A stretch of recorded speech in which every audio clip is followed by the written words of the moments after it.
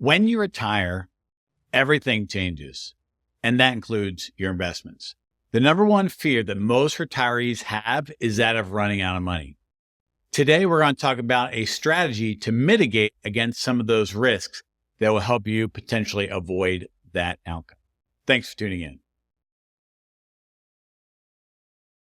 We haven't met before. I'm Planner Mike, a certified financial planner professional and owner of True Wealth Financial. I believe that retirement should be prosperous, enjoyable, and purposeful. A lot of people dream about getting into retirement, but they find the actual transition and path to get there complex, confusing, challenging, stressful, and rightfully so. It's all kind of new. I help Christians create and optimize a retirement plan so they can retire with confidence. This month specifically, we're talking about investing in retirement. Last week, we talked about the risks involved with retirement investing, specifically sequence of returns risks. Today, we're going to talk about the 3 jobs that your investments have in retirement. Next week, we're going to talk about a personalized asset allocation. And then we'll wrap up the month with a show on asset location, specifically the tax impacts, what happens at death, and things like that. But today I want to unpack the 3 jobs that your investments have in retirement. And this is not the case when you're accumulating money. So accumulation, it's a fancy term for when you're working, you're putting money into your retirement accounts, your 401k, your 403b, your TSP, your IRAs, your Roth IRAs, your pensions, et cetera, et cetera. And that is building up your nest egg over time. But what happens is when you retire, that begins to flip and you start taking money out of it. And that's what we call decumulation. Essentially, what I refer to a lot of time as going down the mountain, right? So accumulation, you're climbing up the mountain, you summit at retirement, and then you begin going down. And that's a challenging time for a lot of people because psychologically, it's very different, right? Not only are you pulling money out from it, but you're seeing those accounts go down when historically for 20, 30, 40 years, you've seen them go up, up, and up. So it's a challenge on a lot of different factors. So the 3 jobs that your investments have to do when you're retired is number 1, needs to continue to grow. For most individuals, their nest egg has to continue to grow, at least a portion of it does, over the scope of their retirement, right? Just because you're 60 or 65 and you pull the retirement lever doesn't mean that you're not going to need more money in the future, and inflation is going to continue to go up. When you retire, for most people, you have to think about, you still have a 20, 25, 30-year time frame where you need money to grow. It's just like someone who's in their 30s, they think of retirement as in their 60s. They have a lot of time. They need it to grow. Well, the same mindset has to be applied for you in your 60s because there's a portion of that money that you need in your 70s, 80s, and 90s. And if it doesn't outpace inflation, like we talked about last week in the risks, you're losing money, right? And so, 2 years ago, we really saw inflation kind of kick up. We don't know what inflation is going to be in the future. So you have to be investing at least some in something that outpaces inflation. Generally, that's going to be equities or the stock market, right? So you're going to have a portion of your money that is in growth mode, still doing that. Now, most of the time when you're in accumulation, that's all that you do. You only have one job. Generally, it's just grow, grow, grow, grow, grow. But as you approach retirement, and especially in retirement, and you're pulling money out, that's when it drastically changes from solely growth to 2 other jobs that we're going to talk about next. So the second job that your investments have in retirement is that of income. When you retire and you have to pull money out based upon your plan, and we're going to show you an example here of that a little bit later in this episode, where you're pulling money out of it, you need income, right? So generally speaking, there are 3 types of income that we talk about here. So we talk about human income, human capital, money that you get from jobs, part-time work, rents, businesses, stuff like that. There's social capital, Social Security and pensions, right? And then there's financial capital. That's money from your investments that you're pulling out. And all of that has to kind of meet your needs for your income for any given year. So if you need money to augment your human and social capital from your finance, from your nest egg, you have to have that readily available, which means it can't really be invested in the market. It needs to be invested a different way because you need that in the next couple of years. We call that the income stream, right? You need income coming in. So we don't want that invested in the market where it's very, very risky.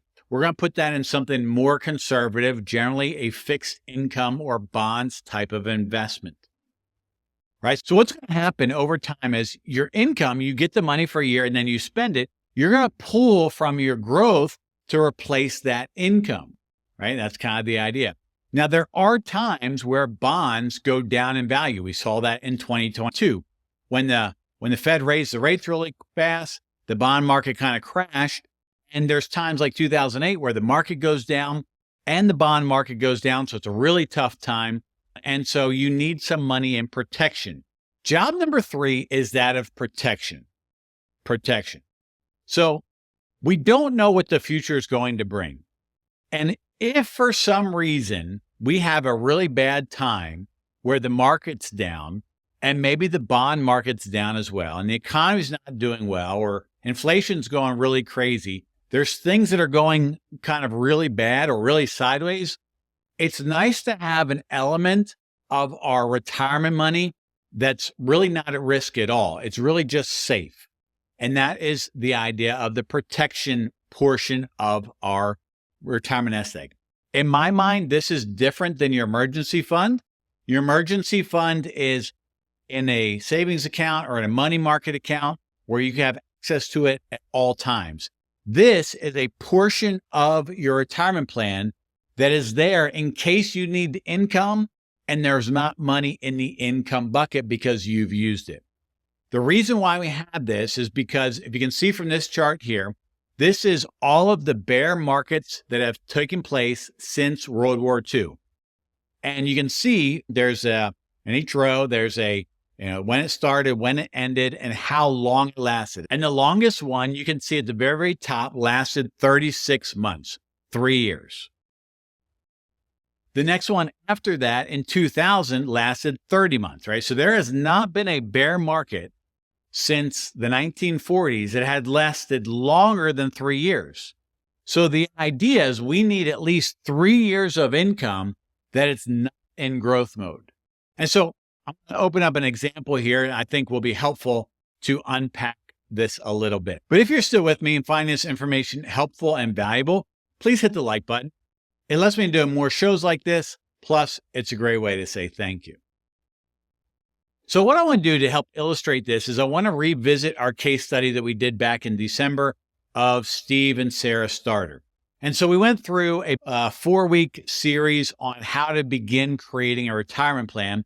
And now I want to just use that as an example of what it will look like from an income perspective. So I won't revisit their entire plan, but I do want to just show you in Right Capital real quick where they need money from over the first couple of years. So jumping into Right Capital here, we are in the Steve and Sarah Starter Plan.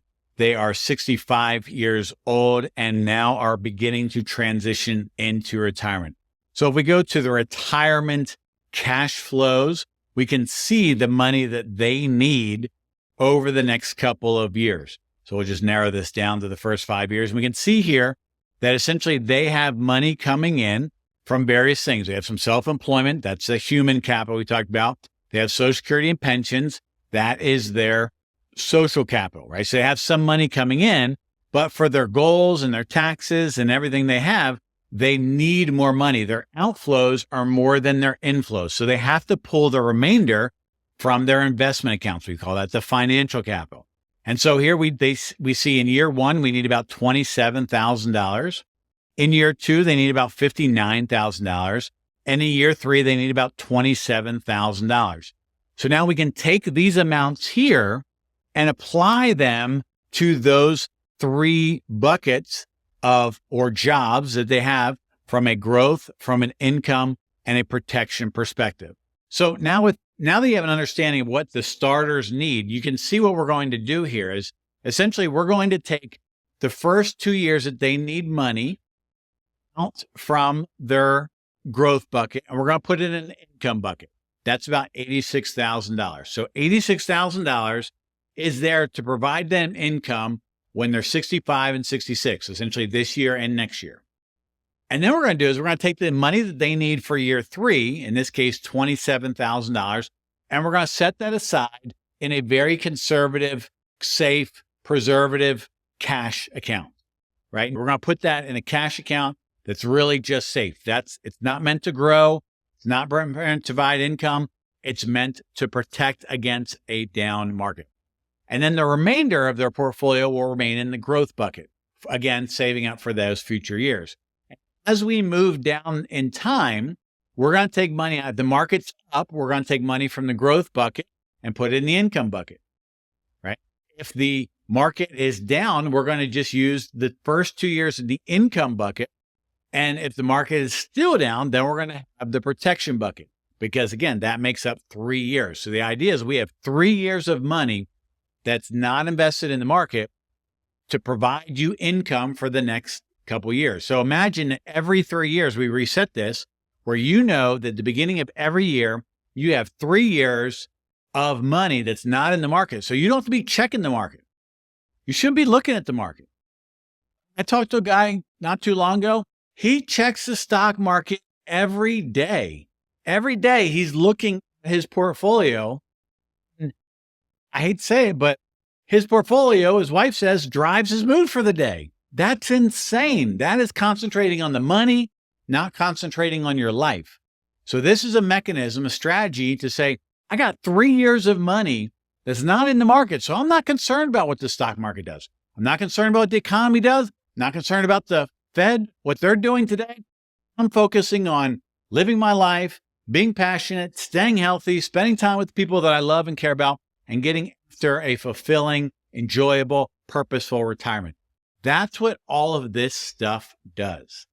So hopefully you can understand how having a retirement plan in place that puts you and your goals central, and you build your investments and everything else around your life, not your life around your investments. But you have to go through those initial planning pieces.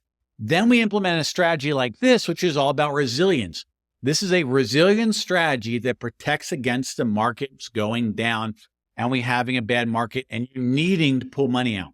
This is not something you had to worry about when you're accumulating. When you're accumulating, those dips, they're good for you when you're saving money because you're buying stuff on sale. But when you retire, it's a different game. Everything changes in retirement. Now, there's one exception that I'll put out there for this. The exception is that if you go through your planning process and you are completely overfunded, where you potentially don't need any growth, right? Not only do you have, fixed income coming in that outweighs your money today, right? A lot of people, when they retire, their income, their pension, Social Security and stuff is more than they need today, but it won't stay that way forever, right? A decade into retirement, inflation will generally catch up. But if you run the models, if you run the simulation models and the Monte Carlo models, and your probability of success 100%, and you're not willing to spend more or give more early, then in theory, you could take all of your money out of the market, put it in something very conservative, like last year, money market accounts were paying 5% risk-free, right? So if you have so much money that you don't really ever need any growth, the exception is pull it all out and you just have one bucket. And it's just preservation because you don't need any growth. Very few people will find themselves in that situation, but if you are there, that's you, then that's an exception. You might want to consider taking all the risks off the table and just focusing on living your life. Some people might do that. Right now, that obviously wouldn't help legacy goals, estate planning, wealth transition, things like that. But if that's not your goal, that's not your goal. So I will say that there is that notable exception to this. So today we talked about the bucket strategy of 3 jobs that your investments have in retirement. If you're still with me and find this information helpful and valuable, please consider subscribing. This strategy will help you against down markets when you're taking money out. Now, ideally, as highlighted here, this should be done in conjunction with an overall comprehensive plan. You can't implement this type of strategy or technique or tactic until you know what you need in those first couple of years. Ideally, you should have a solid retirement plan that outlays all this stuff, and then you implement this. If you don't have a retirement plan, a good first step might be to engage in a true health assessment. It's a financial checkup of sorts. To let you know how retirement ready you are. We'll give you an understanding of holistically where you are, access to right capital, and a one-page plan of recommendations to improve your journey into retirement. If you already have a good retirement plan, a good micro action might be to look at those first 3 years where you're taking money out and see where they are. Are they within the next 3 years? And if so, you might want to begin adjusting some of your investments. Remember, when you retire and you have to take money out, the game changes. This is a strategy that you can implement to help against sequence of return risks. Hope you find this information helpful and valuable on your path to a prosperous and enjoyable purposeful retirement. Till next time, hope you have a great day. Thanks again for taking the time to watch this week's episode of the True Wealth Financial Show. I encourage you to like, share, and subscribe so you don't miss any future episodes. Additionally, you can find more information on our website at www.truewealth.show. One final note, though, as we wrap up to today's show. While I hope the information was helpful, valuable, and insightful, it's really for information and educational purposes only. Prior to making any decisions or taking any actions, I'd strongly encourage you to talk to your legal, tax, estate, or financial advisor who's familiar with the unique circumstances of your particular personal situation. Thanks again for watching, and until next time, hope you have a great day.